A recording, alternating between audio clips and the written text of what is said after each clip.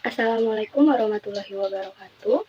Yang saya hormati Bu Zahra selaku dosen pengampu mata kuliah Pancasila dan juga teman-teman yang saya cintai.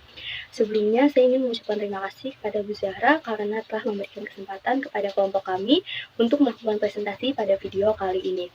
Pada kali ini, kelompok kami akan mempresentasikan materi tentang demokrasi. Sebelumnya, izinkan saya memperkenalkan anggota kami terlebih dahulu, yang terdiri dari saya sendiri, Alda Emiliana, kemudian ada Adiza Sabita Wibowo, lalu ada Lutfi Maulana, kemudian ada Muhammad Noval Hermayadi, lalu ada Nabila Putri Rahmadini, dan juga yang terakhir ada Safa Amelia Dinara. Untuk materi pembahasan kali ini yaitu mengenai beberapa konsep tentang demokrasi dan juga pemilu sebagai sarana demokrasi. Untuk materi pertama yaitu mengenai pengertian demokrasi akan dijelaskan oleh rekan saya Lutfi Maulana. Baik, terima kasih kepada moderator yang telah mempersilahkan saya untuk berbicara. Oke, yang pertama kita akan membahas tentang demokrasi. Nah, kalian tahu nggak siapa itu demokrasi? Demokrasi sendiri berarti pemerintahan oleh rakyat. Nah, tetapi juga ini banyak definisi-definisi tentang demokrasi. Nah, demokrasi juga bisa dijelaskan sebagai bentuk pemerintahan di mana hak-hak untuk membuat keputusan politik digunakan secara langsung oleh setiap warga negara. Nah, itu yang paling familiar kayak gitu ya. Nah, yang diaktualisasikan melalui prosedur pemerintah mayoritas yang biasa kita kenal dengan istilah demokrasi langsung. Nah, demokrasi juga bisa dijelaskan bagi di mana warga negara menggunakan hak yang sama secara pribadi tetapi melalui wakil-wakil yang duduk di Dewan Perwakilan Rakyat atau DPR ya. Nah, wakil-wakil itu dipilih oleh rakyat dan bertanggung jawab terhadap rakyat. Nah, ini disebut dengan demokrasi perwakilan. Nah, itu seperti jelmaan rakyat itu. DPR itu sebagai jelmaan rakyat. Nah, atas nama rakyat, pejabat-pejabat itu dapat berunding mengenai berbagai isu yang dapat masyarakat dan menyelesaikan permasalahan-permasalahan yang ada di masyarakat agar masyarakat mendapatkan keuntungan. Nah, itu yang dimaksud dengan demokrasi. Nah, oleh karena itu, pengertian demokrasi tersebut juga menunjukkan bahwa rakyat itu memegang kekuasaan dan pembuat dan penentu keputusan kebijakan tertinggi dalam penyelenggaraan negara, pemerintah, serta mengontrol terhadap pelaksanaan kebijakan yang baik yang dilakukan oleh rakyat atau wakilnya melalui lembaga perwakilan. Nah, oleh karena itu, negara yang menganut sistem demokrasi diselenggarakan berdasarkan kehendak dan kemauan rakyat, mayoritas dan juga tidak mengesampingkan rakyat yang minoritas. Berarti kalau demokrasi itu dari rakyat, oleh rakyat, dan untuk rakyat ya. Jadi prinsip demokrasi itu rakyat yang memegang kekuasaan tertinggi. Nah, itu harus di-note ya oleh kalian masing-masing. Jangan sampai kalian salah akan menerjemahkan tersebut. Oke, sekarang kita akan membahas tentang pengertian demokrasi menurut para ahli. Nah, ada 3 kutipan yang saya ambil yaitu dari Aristoteles, Plato, dan Merriam yang merupakan ahli filsuf yang sudah kita kenal lah sejak lama itu. Nah, yang pertama itu dari Aristoteles. Dari Aristoteles mengemukakan demokrasi adalah kebebasan setiap warga negara untuk saling berbagi kekuasaan. Jadi Aristoteles ini menekankan pada demokrasi itu yaitu pembagian kekuasaan oleh rakyat. Jadi rakyat memiliki kekuasaan yang untuk dibagi-bagi untuk setiap stakeholder yang ada gitu. Jadi kebebasan itu bisa dibagi-bagi. Itu menurut Aristoteles. Nah, kemudian yang kedua itu menurut Plato. Nah, menurut Plato sendiri demokrasi adalah sesuatu yang tidak ideal. Sistem yang ini memuji kebebasan. Maksud dari arti Plato ini adalah ketika ada demokrasi kan itu menggunakan kebebasan itu. Jadi setiap orang itu bisa maju dan mempunyai kehendak masing-masing. Nah, karena kehendaknya masing-masing, seseorang tuh mempunyai pemikiran yang beda. A punya pemikiran beda, B punya beda. Jadi tidak ada tujuan yang sama gitu. Jadinya Plato menguatkan jadi ini mengarah kepada kebebasan yang tidak ideal. Itu menurut Plato. Nah, kemudian menurut Merriam, demokrasi didefinisikan sebagai pemerintahan oleh rakyat, khususnya oleh mayoritas pemerintah di mana kekuasaan tinggi tetap ada pada rakyat. Ini secara familiar sama lebih ditekankan oleh Merriam ini. Jadi kekuasaan tertinggi itu ada di rakyat, jadi rakyat yang mengendalikan. Jadi ada pemilu, ada apa-apa itu atas kehendak rakyat lah itu. Itu definisi pengertian demokrasi menurut Pak Ahli. Oke, sekian dari saya. Saya lanjutkan kepada pemateri selanjutnya. Oke, untuk materi selanjutnya ini saya ingin menjelaskan tentang unsur-unsur demokrasi. Demokrasi ini sebagai tatanan kehidupan kenegaraan, pemerintahan, ekonomi, sosial, dan politik sangat bergantung banget nih kepada keberadaan dan peran yang dijalankan oleh unsur-unsur penopang tegaknya demokrasi itu sendiri. Nah, apa aja sih unsur-unsur penopang tegaknya demokrasi itu? Yang pertama itu ada negara hukum. Negara hukum ini memiliki arti bahwa negara akan memberikan perlindungan hukum kepada warga negaranya melalui lembaga peradilan yang bebas dan tidak memihak. Dan negara juga akan menjamin hak-hak asasi warga negaranya. Unsur-unsur demokrasi yang kedua yaitu masyarakat sipil atau civil society. Masyarakat sipil ini merupakan elemen yang sangat penting dalam membangun demokrasi.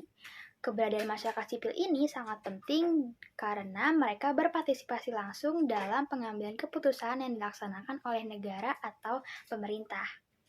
Lalu unsur-unsur demokrasi yang ketiga yaitu aliansi kelompok strategis. Aliansi kelompok strategis ini terdiri dari partai politik, kelompok gerakan, dan kelompok penekan atau kelompok kepentingan. Partai politik ini merupakan struktur kelembagaan politik yang anggota-anggotanya memiliki tujuan yang sama, yaitu memperoleh kekuasaan dan kedudukan politik untuk mewujudkan kebijakan-kebijakan politiknya. Lalu ada kelompok organisasi. Kelompok organisasi masyarakat ini merupakan sekumpulan orang-orang yang berhimpun dalam satu wadah organisasi yang berorientasi dalam pemberdayaan warganya. Contohnya itu seperti Muhammadiyah, Nahdlatul Ulama, Persatuan Islam, Himpunan Mahasiswa Islam, Pergerakan Mahasiswa Islam Indonesia, Ikatan Mahasiswa Muhammadiyah, dan lain-lain sebagainya. Lalu selanjutnya dalam kelompok aliansi strategi ini ada kelompok penekan atau kelompok kepentingan. Kelompok ini merupakan sekelompok orang dalam sebuah wadah organisasi yang dikelompokkan berdasarkan kesamaan keahlian seperti contohnya Ikatan Dokter Indonesia, Asosiasi Ilmuwan Politik Indonesia, Himpunan Pengusaha Muda Indonesia, Persatuan Guru Republik Indonesia, dan lain-lain sebagainya. Nah, selain adanya unsur-unsur dalam demokrasi juga membutuhkan norma dan pilar agar nantinya sebuah demokrasi tersebut bisa berjalan dengan baik. Jadi, demokrasi ini kan gak langsung terbentuk begitu aja ya, tapi harus melalui proses panjang seperti pembiasaan, pembelajaran, dan pengamalan. Keberhasilan demokrasi ini ditunjukkan oleh sejauh mana sih demokrasi sebagai prinsip dan acuan hidup bersama antar warga negara dan antara warga negara dengan negara yang dijalankan atau dipatuhi. Nah, dengan kata lain, menjadi demokratis ini membutuhkan norma dan rujukan praktis secara teoritis dari masyarakat yang telah maju dalam berdemokrasi. Nah, apa aja sih norma-norma yang dibutuhkan oleh tatanan masyarakat yang demokratis? Yaitu yang pertama, adanya kesadaran akan pluralisme. Kesadaran ini artinya adanya kesadaran akan keberagaman yang ada yang nantinya akan melahirkan sikap toleran antar satu sama lain. Yang kedua, kesadaran untuk bermusyawarah. Semangat musyawarah menuntut agar setiap orang menerima kemungkinan bahwa gak harus seluruh keinginan atau pikiran seseorang atau kelompok diterima dan dilaksanakan sepenuhnya. Yang ketiga, cara yang telah dipilih haruslah sejalan dengan tujuan. Demokrasi pada hakikatnya tidak hanya sebatas pelaksanaan prosedur-prosedur demokrasi, seperti pemilu, suksesi kepemimpinan, dan aturan mainnya, tetapi juga harus dilakukan secara santun dan beradab. Yang keempat, norma kejujuran dan pemufakatan. Masyarakat demokratis dituntut untuk menguasai dan menjalankan pemusyawaratan dengan jujur dan sehat untuk mencapai kesepakatan yang memberi keuntungan semua pihak. Musyawarah yang benar dan baik ini hanya akan berlangsung jika masing-masing pribadi atau kelompok memiliki pandangan positif terhadap perbedaan pendapat dari orang lain. Yang kelima, kebebasan nurani, persamaan hak dan kewajiban bagi semua warga negara merupakan norma demokrasi yang harus diintegrasikan dengan sikap percaya pada iktikat baik orang dan kelompok lain. Dan yang keenam, trial and error. Seperti yang sudah saya jelaskan di awal tadi, demokrasi ini bukan sesuatu yang telah selesai dan siap saji, tetapi yang merupakan sebuah proses tanpa henti. Demokrasi membutuhkan percobaan-percobaan dan kesediaan semua pihak untuk menerima kemungkinan ketidaktepatan atau kesalahan dalam praktik berdemokrasi. Selain norma-norma dalam demokrasi, tadi saya juga sudah menyebutkan di awal bahwa ada pilar-pilar dalam demokrasi. Pilar-pilar demokrasi ini juga telah disebutkan oleh pakar politik yaitu J. Kristiadi. Kira-kira apa aja sih pilar-pilar dalam demokrasi itu? Yang pertama itu ada kedaulatan rakyat. Artinya itu kekuasaan tertinggi suatu negara berada di tangan rakyat. Yang kedua, dikembangkannya nilai-nilai toleransi, pragmatisme, kerjasama, dan mufakat. Yang ketiga, kekuasaan mayoritas pada hasil pemilu nantinya. Yang keempat, jaminan hak-hak minoritas. Yang kelima, jaminan hak-hak asasi manusia. Dan yang keenam, persamaan di depan hukum. Jadi, dalam pelaksanaan norma dan pilar demokrasi tersebut, peran negara dan partisipasi masyarakat sangat dibutuhkan. Oleh karena itu, negara atau pemerintah harus konsisten menjaga prinsip dan pilar demokrasi agar tetap berjalan. Begitu juga dengan warga negara dan organisasi masyarakat lainnya yang dituntut untuk berperan aktif menjaga kebebasan sipil yang bertanggung jawab.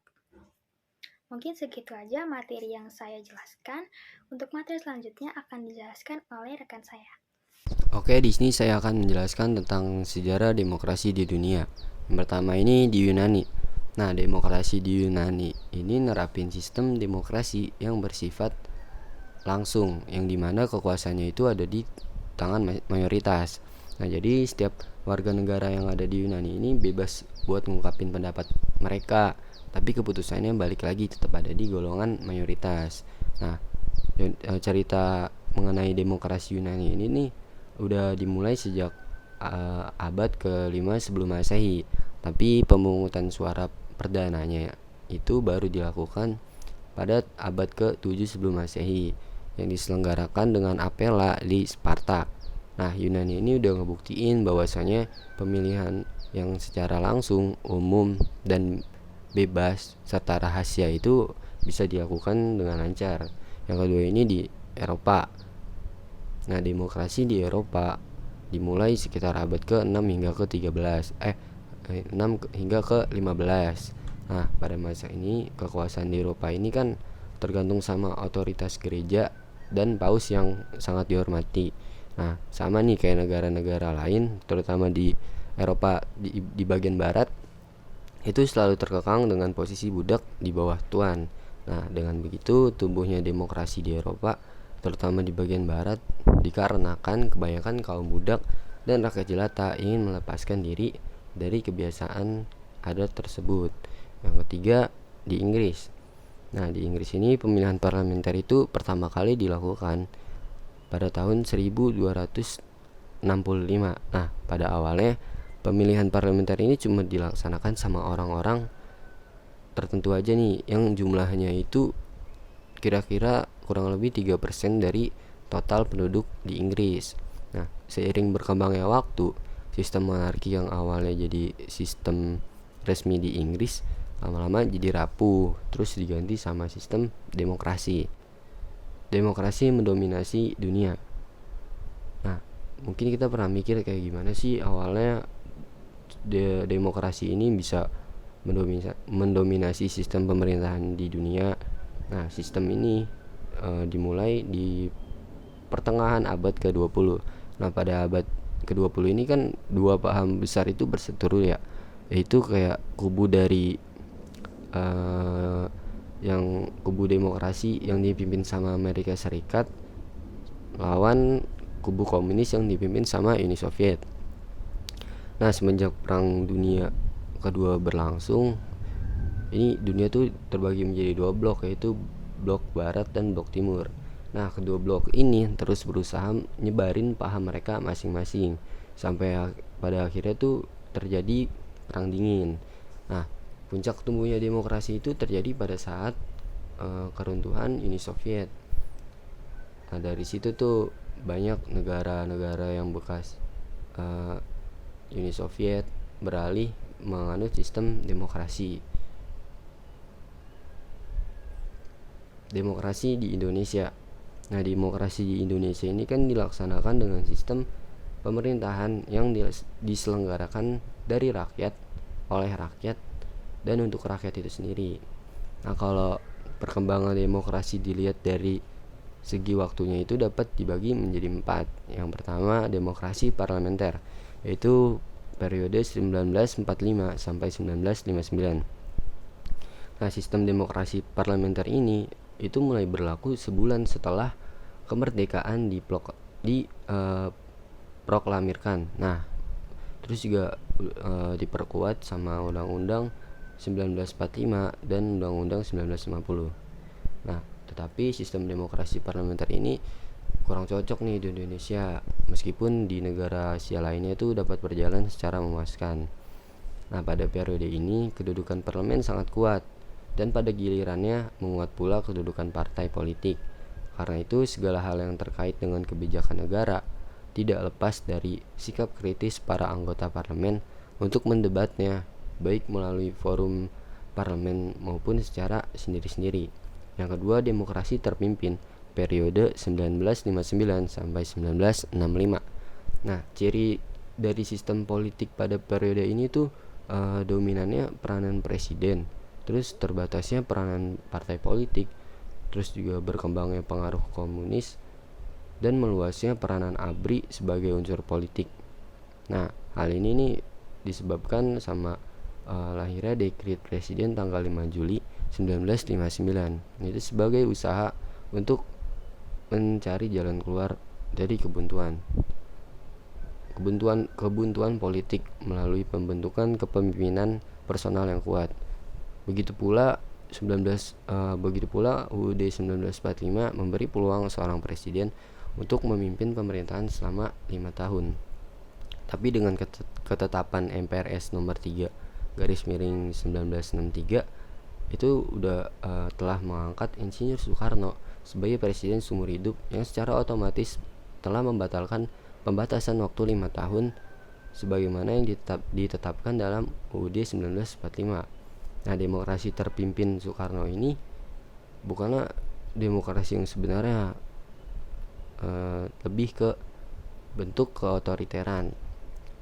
Nah, bentuk sistem ini enggak mencerminkan arti dari demokrasi itu sendiri.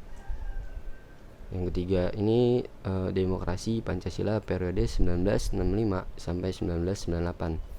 Landasan formil periode ini tuh Pancasila, UUD 1945 sama ketetapan MPRS. Nah, semangat yang ngedasarin lahirnya periode ini tuh karena pengen ngebalikin dan ngemurniin pelaksanaan pemerintahan yang berdasarkan Pancasila dan UUD 1945 secara konsekuen dan murni. Pada periode ini nih demokrasi di Indonesia itu senantiasa mengacu pada Pancasila dan UUD 1945. Nah, dalam masa ini beberapa ketetapan pemerintah sebelumnya, yaitu pada Undang-Undang Dasar yang terjadi pada demokrasi terpimpin, ketetapan MPRS nomor 3/1963 yang menetapkan masa jabatan seumur hidup untuk Insinyur Soekarno telah dibatalkan, dan jabatan presiden menjadi selektif selama 5 tahun. Nah, tapi demokrasi Pancasila ini dalam rezim Orde Baru hanya sebagai retorika dan gagasan, belum sampai ke penerapannya, karena dalam praktik kenegaraan dan pemerintahannya rezim ini sangat tidak memberikan ruang bagi kehidupan berdemokrasi.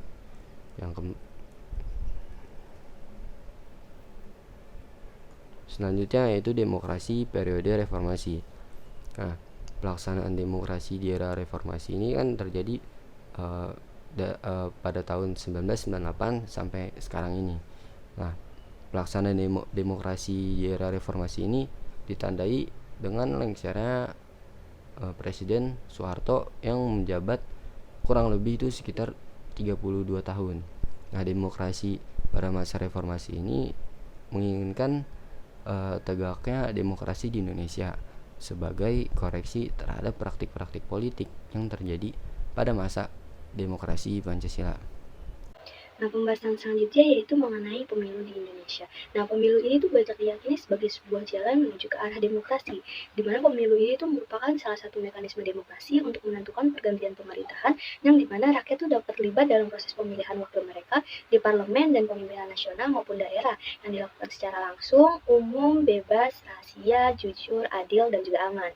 Nah, pemilu di Indonesia ini terbagi dalam 3 era, yaitu masa parlementer, Orde Baru, dan juga masa reformasi. Pembahasan selanjutnya yaitu mengenai pemilu tahun 1955, aspek sejarah, politik, dan juga sosial. Nah, pemilu tahun 1955 ini tuh merupakan yang pertama kali dilaksanakan secara nasional di Indonesia. Nah, sejarah pemilu di Indonesia ini tuh mulai pada awal zaman revolusi. Jadi itu pada tahun 1948, Badan Perpustakaan IP ini tuh menyetujui undang-undang yang menetapkan bahwa sistem pemilu di Indonesia ini tuh tidak langsung dan memberikan hak pilih kepada semua warga negara Indonesia yang berusia di atas 18. Nah, sebenarnya sejak tahun 1950 tuh janji-janji mengenai pemilu nasional itu tuh udah sering banget dikemukakan sama berbagai kabinet. Nah, tapi langkah-langkah nyata buat ke arah tersebut tuh selalu terhalang sama berbagai faktor gitu. Nah, jadi pada tanggal 17 Oktober tahun 1952 itu pernah terjadi peristiwa yang membuat pemilu ini tuh menjadi persoalan politik gitu. Nah, jadi itu pada hari itu tuh sekelompok peserta perwira tinggi Angkatan Darat yang didukung sama demonstrasi politik hasil rekayasa tentara tuh gagal mendesak presiden untuk membubarkan parlemen sementara. Nah, dengan begitu tuh baru dimulailah tuh pertarungan kekuasaan yang berlangsung lama antara golongan-golongan tertentu dalam pimpinan Angkatan Darat dan juga presiden. Nah, kabinet saat itu tuh adalah koalisi PNI Mas Juni Sosialis yang diketuai sama Wilopo dari PNI. Sebenarnya tuh kabinet tersebut tuh udah lumpuh karena berbagai kericuhan di dalam maupun di luar parlemen selama berbulan-bulan setelah peristiwa 17 Oktober tahun 1952 tadi. Nah, selanjutnya tuh kabinet tersebut tuh harus menjalankan kebijakan ganda untuk menghadapi situasi tersebut. Yang pertama, harus untuk menemukan kompromi dalam penyelesaian masalah Angkatan Darat. Dan yang kedua, kabinet tersebut tuh harus terus mendesak untuk mengadakan pemilu secepat mungkin sebagai penyelesaian jangka panjang gitu. Nah, makanya demikianlah tuh pada November 1952 kabinet Wilopo ini tuh mengajukan rancangan UU pemilu baru yang menetapkan bahwa pemilu ini tuh dengan sistem tuh yang bersifat langsung gitu dan akan diadakan 2 pemilihan umum. Nah, setelah rancangan undang-undang tentang pemilu itu disahkan, ternyata tuh masih ada tuh sejumlah hambatan-hambatan politik yang mencegah pemilu untuk dilaksanakan sesegera mungkin. Jadi tuh kabinet Wilopo ini tuh sebenarnya pernah berupaya untuk membentuk sebuah panitia pemilihan umum pusat, dan namun upaya tersebut gagal. Nah, baru pada Desember 1953 terbentuk panitia pemilihan Indonesia. Nah, dalam badan ini tuh nggak ada wakil dari partai-partai yang beroposisi terhadap kabinet pimpinan PNI yang diketuai sama Ali Sastroamidjojo. Nah, karena banyak tuduhan tuh bahwa kabinet Ali tuh sengaja menunda pemilu ini tuh sampai semua partai yang tergabung dalam kabinetnya itu berhasil memperkuat kedudukannya gitu. Nah, selanjutnya panitia pemilihan Indonesia ini tuh mengumumkan bahwa pemilu untuk anggota parlemen dan juga konstituante ini tuh dilaksanakan masing-masing pada tanggal 19 September 1955 dan juga 15 Desember 1955. Namun timbul keraguan lagi nih, apakah jadwal tersebut tuh bisa ditepati atau tidak. Nah, keraguan tersebut tuh muncul terutama setelah terjadi peristiwa 17 Juni 1955 yang memicu krisis baru militer politik dan mengakibatkan kabinet Ali Sastroamidjojo itu tuh jatuh. Nah, lalu digantikan sama kabinet Mr. Burhanuddin Harahap dari Masyumi yang berhasil menyelenggarakan pemilu pada tanggal yang telah ditetapkan.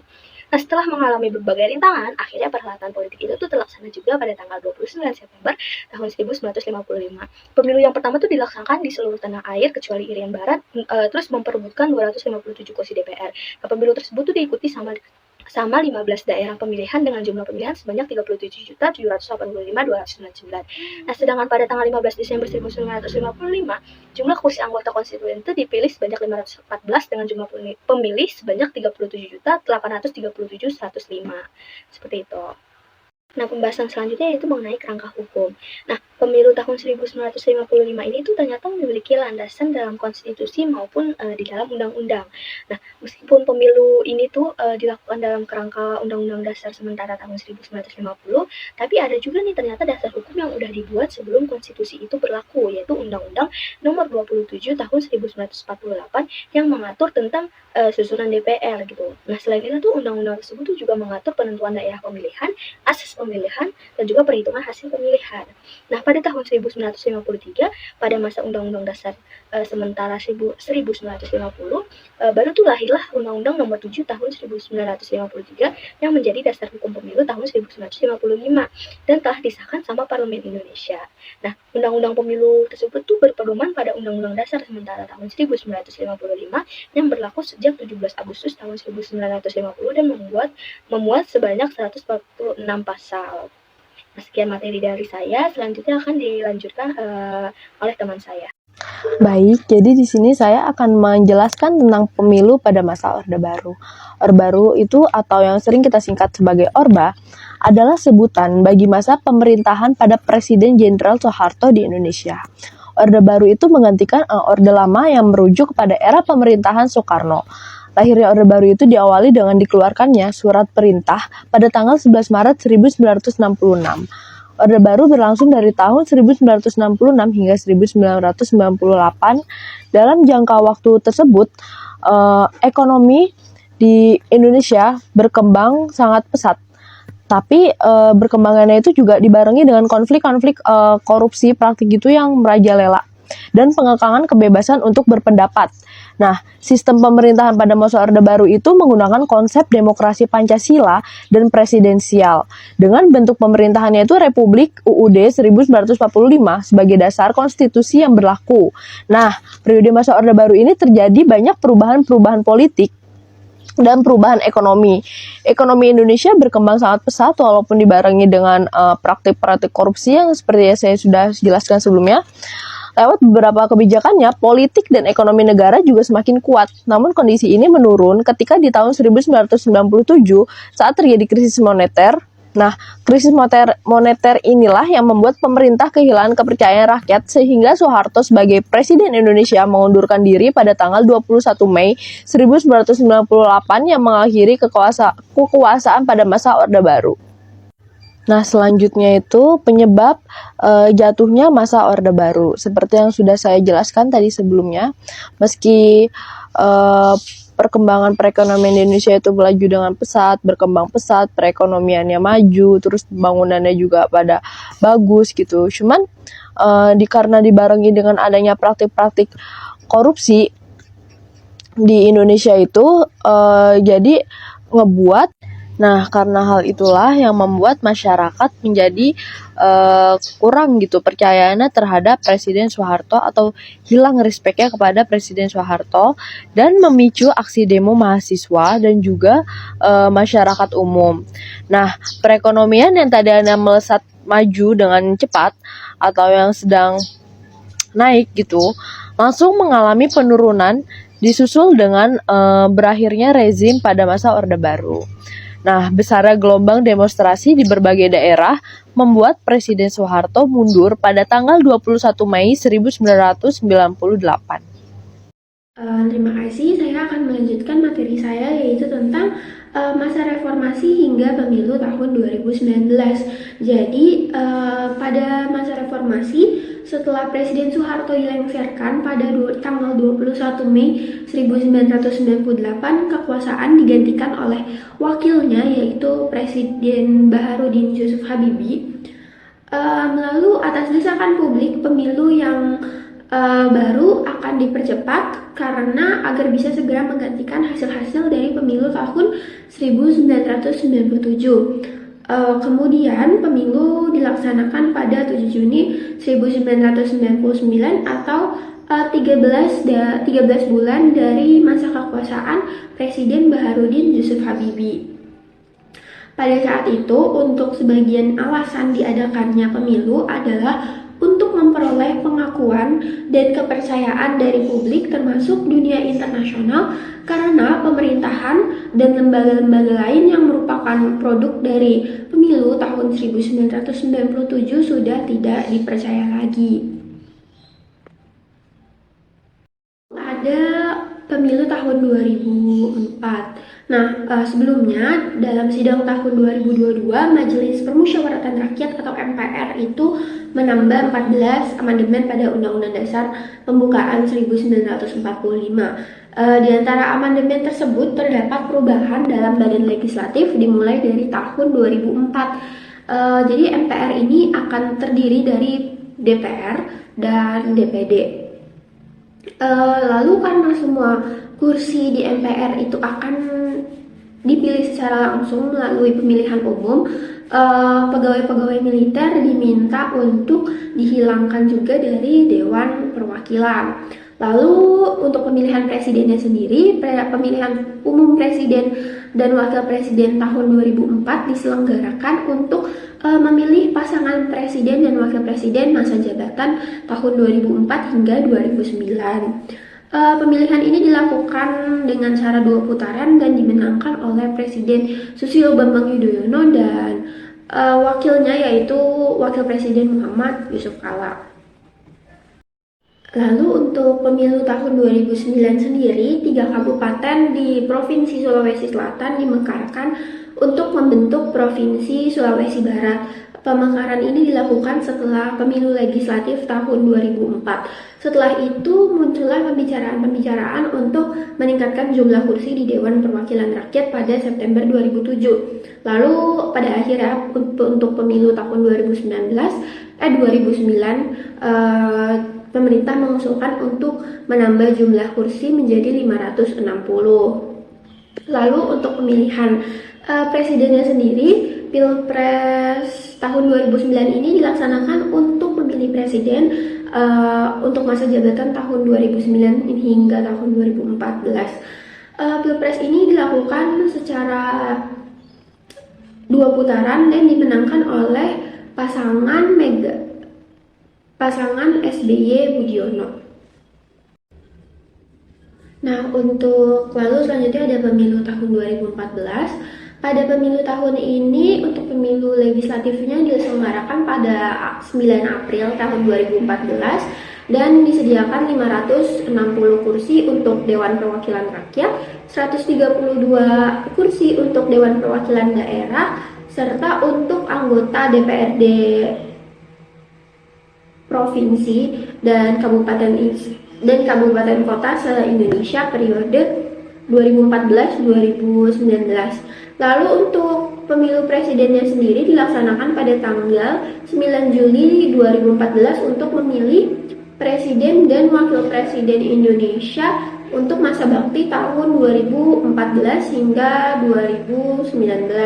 Pemenang dari pemilu tahun 2019 sendiri adalah Joko Widodo dan Yusuf Kala dengan memperoleh suara sebesar 53,15%.